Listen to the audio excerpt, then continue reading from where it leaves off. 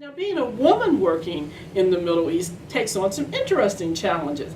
And actually, sometimes the most interesting conversations you're going to have before you go is simple things like, what should I wear? If you're going to places like Saudi Arabia, where you're going to be expected to wear an abaya, which for those of us of a certain age is nothing but a kaftan. But it can be a fancy kaftan. It can be a cloak, as they call it. Or it can be something as simple or as elaborate if you want it to be. But that's an expectation of you from the moment you get off the plane, or at least until you get into a cab on your way to whatever Western type compound that you're going to be living in. If, however, you're going to be living among the people, then you have to understand that that is going to be your absolute costume that you're going to have on all the time. And then the nuances that are going to vary. If you're a Westerner, you're not particularly going to be asked to cover your head because you're a Western woman, and chances are you may be a Christian, so Christians aren't necessarily covering their hair. However, you may be in an environment where you need to adhere to all of the standards of the country, so therefore your hair should be covered and not just wearing of the cloak. So those are the things that you have to be aware of. And I must say, you need to have a little bit of fun with this, ladies. You know, you can have as fancy an abaya or as plain as an abaya as you want.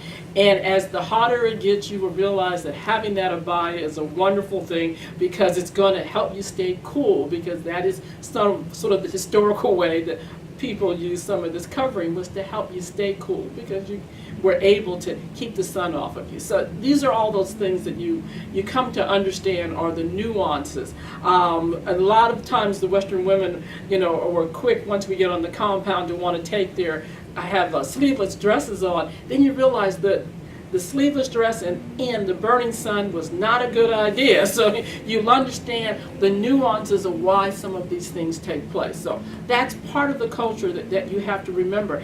And you will become to understand that the abaya can be a true personal sort of statement, and you'll begin to understand the nuances of women wearing different abayas, the designers among women who create these abayas, and how over a period of time, particularly in Saudi Arabia, that these outfits became true statements of what people thought about themselves and the people around them. So it's something you can have a lot of fun with and become a real source of conversation when you talk to people about what their abayas mean to them. So it's an important part of that. The other part about being a woman in this environment is, as you're thinking about your contract and you're thinking about going there, you have to think about who are going to be my immediate allies.